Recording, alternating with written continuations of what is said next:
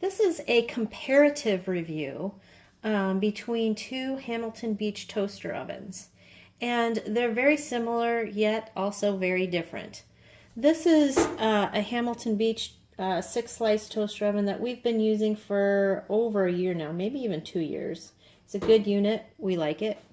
This is a newer model. It's also a Hamilton Beach. It's also Slick 6 toast slice unit, so it's exactly the same size. This one is just digital, and whereas this one opens like this one opens like that. So size-wise, they're slightly different shaped, but the interiors appear to be about the same size. Maybe this one's a little bit deeper, but not by enough to make a difference. This unit, I think it's retailing now in the $60–65 range, and this one is over $100.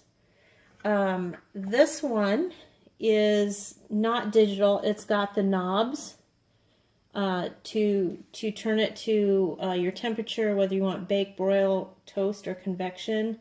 And then it's got a timer knob on the bottom.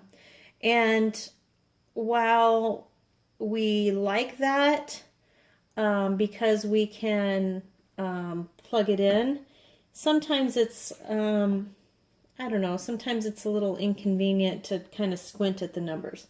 This one is all digital.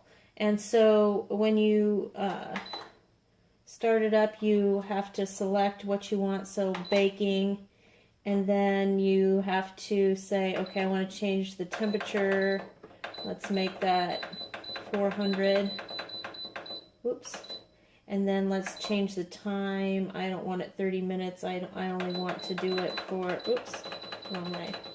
I only want to do it for 20 minutes. And then once you have that all locked in, you can hit the on button, and then at that point you can hit convection if you want to. I'm going to turn it off there. So this one is a lot quicker to set, even though you have to kind of squint at the controls. This one takes a lot more time. This unit we leave plugged in 24/7. This unit, according to the instruction manual, you have to unplug each time.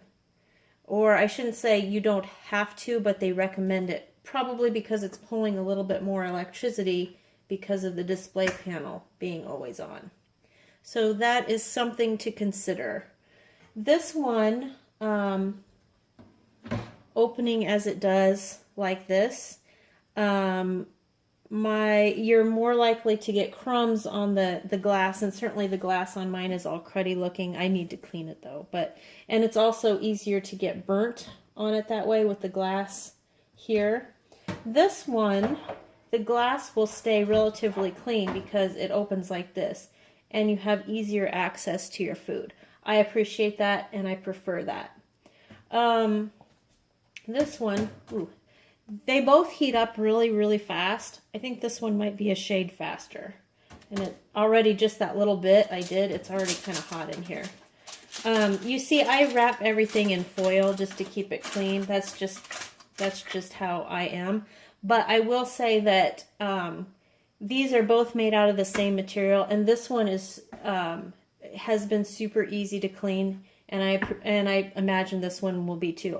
The grime that gets on the inside, it just wipes off pretty much. Doesn't require too much scrubbing. So I think this will be pretty much the same. I just line it with foil to save some time, and maybe you do too. I think probably a lot of people do that. This one, hot, has the rack on it is a little bit different. This one has a rack that's just a flat rack. This one has a little catch on it so that you can put your tray above it, or the tray, if it's not wrapped too thickly in foil, as I did. There's a little groove here, and it slides in underneath as well. Both of these also have 2-position racks, so you can either position it up here, or you can position it down low.